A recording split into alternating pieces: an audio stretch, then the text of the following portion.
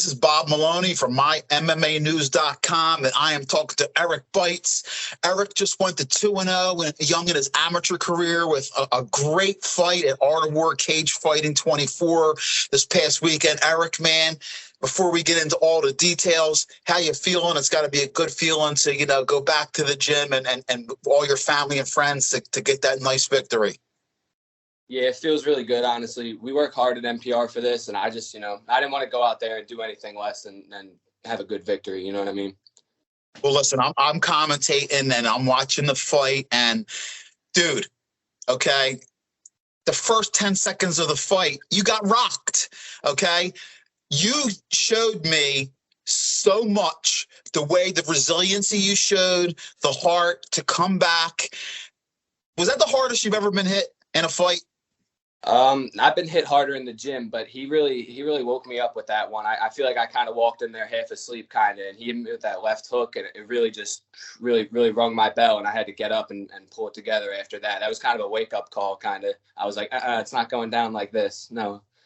Well, Jillian Peterson, who, is our matchmaker and also one of your teammates at NPR, she had, she was commentating with us, and she had told us, what a great grappler you were and how much heart you had, and you really showed it there. I mean, later in the round, even, you took a couple shots, but you kept coming. And let me tell you something, man, I learned a lot about you. And what I learned is anybody who's in there with Eric Beitz is in for a dogfight and is really going to have to do something special to get you out, to make you quit. Because, dude, let me give you major props. That was an amazing performance. So round one, I think you lost.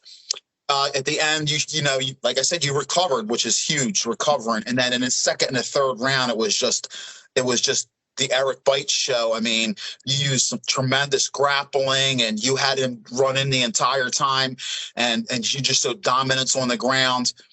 Tell me how you feel about those second two rounds. Like I said, you almost had him in a submission. The guillotine was beautiful. I thought you might have had him there. And standing, too, it looked so tight, man. I was like, oh, it might just be because I love it's something you don't see very often. Tell me what else you remember from the fight.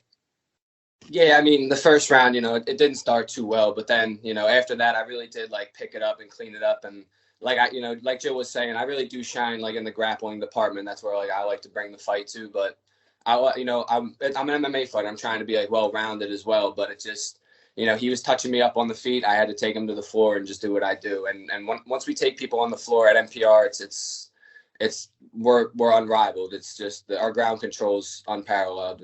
People can't get up. It's crazy, Well, do you take some of the Sambo classes as well over at NPR? Because that's one of the few places that, that has a Sambo program. I know Eric has, that's how you guys are the home for USA Sambo.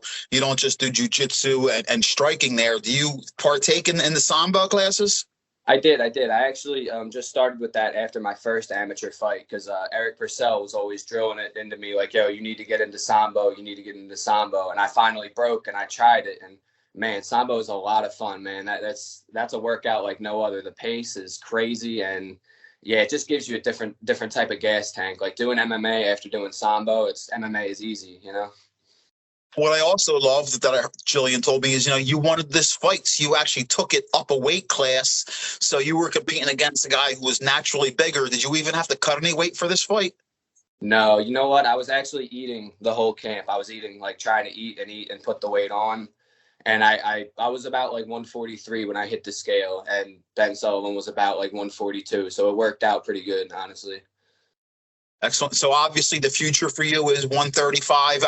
Don't get me wrong. I mean, if you want to take a fight sometimes as an amateur, I think it's the right thing to do to go up at 145, go up a weight class. But for your future, 135 is where you're going to be most comfortable? I feel like it, yeah, but anything can happen. Right. Now, Eric, what got you into mixed martial arts? Did you just start training MMA at NPR? Did you wrestle? How did you get into this point where, you're competing, in a cage fighting dudes? I mean, how did we get here? Well, I started off just a fan of the UFC as a kid. When I was 13 or 14, I started watching it and I was like, man, this shit is cool. This is the coolest sport there is. I'd like to do this one day, but it was just a dream. I was never really an athletic kid or anything, And then in high school, I had some friends that convinced me to wrestle in the senior year. I wrestled, and then I didn't go to college for it, obviously, because I only wrestled 1 year. And then I realized, I was like, damn, like I wish I did this my whole life. I want to get back on the mats. I want to do some stuff. Like I'm not done like trying to beat people, And then it took me a couple years, there was adversity.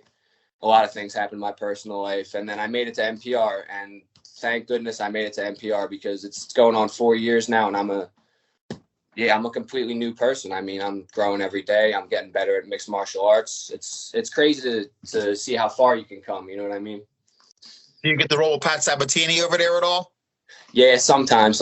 I actually I had to take a job after my last fight because, you need money and stuff. I was unemployed for a while, so I don't get to make it into his class as often as I would like to, but I still see him. Excellent.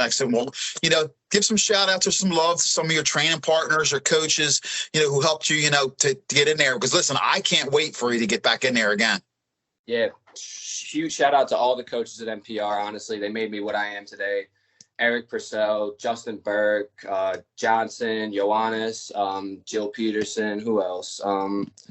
There's a bunch of people I'm forgetting. All my teammates. Chase, obviously, he had a great victory. Eddie Alvarez was there during camp too. He's a good guy. Who else? Just there's 100 people. There's 100 people I gotta thank. Just everyone at NPR, everyone affiliated, man. I owe them everything. They're the reason I am like what I am now. Well, listen, you've got your 2 fights in. You're still young in your career, and you're learning, man. You're learning every day. And like I said, I'm learning too about, I love the regional scene, and I'm learning a lot about you. And what I'm learning is I can't wait to see you get in there again. I mean, you showed so much toughness and heart. I just want to say congratulations on your victory. Thanks for giving me some time afterwards. I hope your Easter was great yesterday, man. And Eric, stay healthy and keep grinding, man. The mixed martial arts in this area is really good, and I'm happy that you're going to be a part of it. And like I said, it was such a fun fight to watching somebody. Each fight is a story. And that story of your fight was this dude just got rocked early in the fight, and he showed you what he's made of and came back and dominated the next 2 rounds. So I think not only did I learn something about myself, I think you did and your coaches did as well. So kudos to you, man. And I'm excited for your future, man, and keep working hard. And thanks for doing what you do. We appreciate it out here as fans as well. Thank you, Bob. I appreciate the interview, helping me get out there and everything. It's absolutely. This is a part of growing, man. That's what we do here. We all interview amateur fighters. We do UFC, Bellator, whatever. But listen, this is the grassroots. I mean, the Paul Felders, the Chris Dawkises, the Pat Sabatinis. You got to start someplace, Eric. And who knows? You know what? In 2 years, I might be interviewing you before your first, UFC fight. You never know. And this is where it's about, getting to know you and tell your story. And it's always a pleasure, man. And I appreciate, the work that you guys put in. Even as amateurs, you're not getting paid. You're not getting paid. You're spending money on training. You're spending money on any kind of, eating healthy, things like that, trying to get sponsorships. And you know what? We appreciate it here at My MMA News. It doesn't go unnoticed. And that's why we give our time to, guys who are coming up through the ranks, because you're very important to the sport, man. And once again, thanks again. And thanks, Eric, and all the coaches over there. NPR is a great school. And we look forward to seeing you and your teammates get back in there again soon. Thank you, man. So do I.